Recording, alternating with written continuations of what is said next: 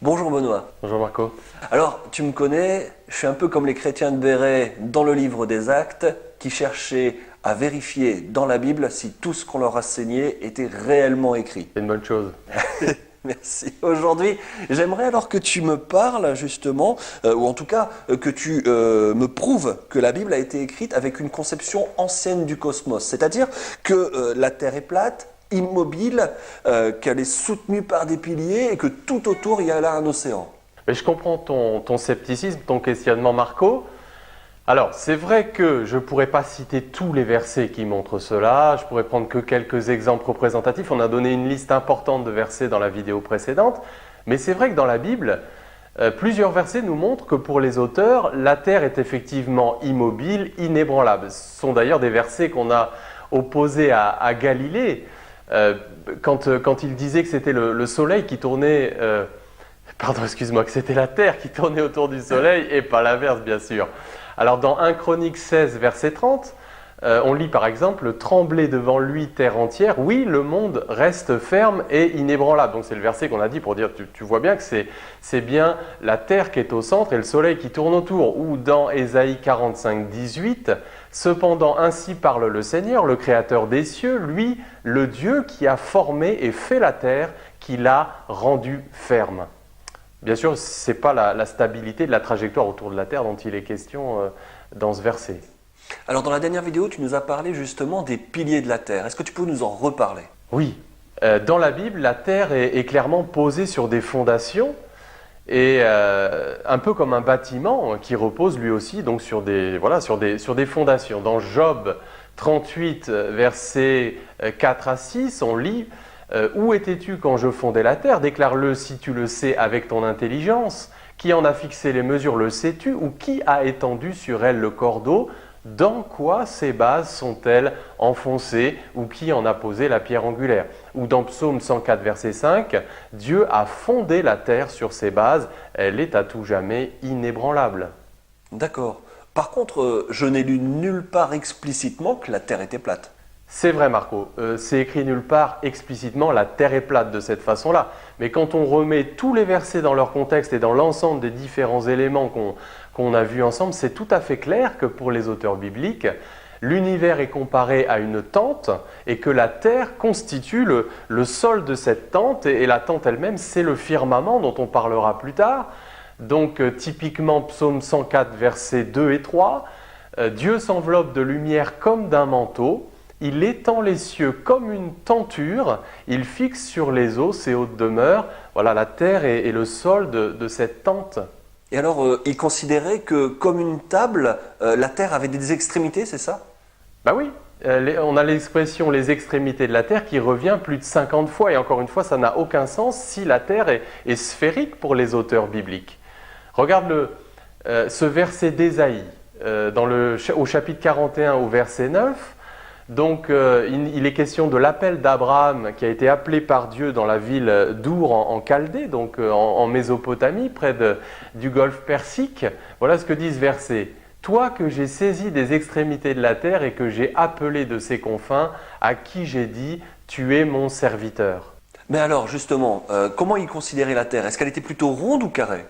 Alors on retrouve les deux dans la Bible Marco. À certains moments, la Terre est plutôt circulaire et à d'autres, il y a aussi la version rectangulaire puisqu'il est question des 4 coins du monde. Donc là, c'est clairement plutôt carré. Alors par exemple, Proverbe 8, verset 27, « Lorsqu'il disposa les cieux, j'étais là, lorsqu'il traça un cercle à la surface de l'abîme. » Donc là, tu vois, c'est clairement une vision plutôt circulaire de la Terre. J'aurais quand même une question. Est-ce que le Saint-Esprit a pu révéler dans la Bible que la Terre était ronde? Alors, le mot « Eres », donc qui signifie « terre » en hébreu, apparaît 2500 fois dans l'Ancien Testament. Le mot « gé », tu vois, qui a donné « géos »,« géocentrique », etc., lui, il apparaît 250 fois dans le Nouveau Testament. Mais jamais aucun de ces mots ne fait référence à une sphère ou à un globe. Et à aucun moment, la Bible ne compare la Terre à une balle, à un objet sphérique comme un fruit par exemple. Excuse-moi d'insister, mais il me semble quand même que j'ai lu dans la Bible un passage, c'est dans Job 26 au verset 7, un passage justement qui nous montre que la Terre est une sphère. Alors je le cite.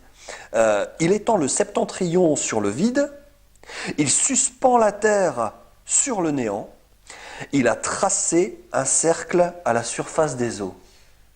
Oui, alors il faut que tu replaces ce verset dans son contexte. C'est sûr que si tu le prends tout seul comme ça, effectivement, ça peut donner cette image un petit peu de ce qu'on a vu dans la vidéo précédente où on voit la Terre comme un globe, une sphère, la planète bleue suspendue dans l'espace. Et on a l'impression peut-être que ce verset, que Job finalement a eu cette révélation. Mais en réalité non, parce que si tu replaces le verset dans son contexte, tu t'aperçois que pour Job, il avait vraiment cette vision d'une terre plate, entourée par un océan. Donc par exemple, les versets 10 et 11 font clairement référence aux fondations des cieux, dont on parlera plus tard, où il est question du firmament dans Job 37, verset 18, de la demeure de Dieu dans les cieux des cieux, Job 36, verset 29, des piliers de la terre à plusieurs reprises. Donc tu vois que ça ne tient pas la route, il faudrait isoler complètement le verset de son contexte pour lui faire dire ça. Tu m'intéresses, Benoît. Dis-moi, parle-moi du séjour des morts alors. Oui, alors là aussi quelque chose peut-être d'un peu surprenant, mais c'est vrai que dans la Bible, il y a un monde souterrain clairement situé sous la terre, et c'est le séjour des morts, là où vont les morts. Alors c'est le mot Sheol qui apparaît dans l'Ancien Testament 65 fois, et qui est traduit donc par séjour des morts, donc clairement situé sous la terre. Laisse-moi te donner un exemple, c'est ce récit où certains membres du peuple d'Israël s'opposent à Moïse et vont être carrément engloutis, vivants par la terre qui va s'ouvrir lors de ce qu'on pourrait considérer comme un tremblement de terre. Donc écoute ce que dit la Bible, donc Nombre 16, verset 32, « La terre ouvrit sa bouche et les engloutit, eux et leurs maisons, avec tous les gens de Corée et tous leurs biens, ils descendirent vivants dans le séjour des morts, le Sheol, eux et tout ce qui leur appartenait, la terre les recouvrit et ils disparurent du milieu de l'assemblée. » D'accord, mais dans le Nouveau Testament alors? Alors dans le Nouveau Testament, ce sont les mots Hadès ou Géhéna, la géhenne, l'enfer si tu veux, ce qu'on a parfois traduit par enfer, qui ont à peu près la même signification que le Sheol dans l'Ancien Testament. Et 10 fois sur les 20 fois que ces mots apparaissent, clairement, c'est un lieu physique situé sous la terre. Là aussi, laisse-moi te le montrer par quelques versets. Donc Philippiens 2, verset 10, « Afin qu'au nom de Jésus, tout genou fléchisse dans les cieux, sur la terre et sous la terre. » Donc là, tu vois encore, tu as la structure du monde en 3 parties, les cieux, la terre et sous la terre. Apocalypse 5, verset 13, « Et toutes les créatures dans le ciel, sur la terre et sous la terre, et sur la mer, et tous ceux qui s'y trouvent, je les entendis, qui disaient, etc. » Dans la bouche même de Jésus. Matthieu 11, verset 23, « Et toi, Capernaum, seras-tu élevé jusqu'au ciel? Non, tu seras abaissé jusqu'au séjour des morts. » Donc là, tu vois encore une référence à un lieu physique situé sous la terre.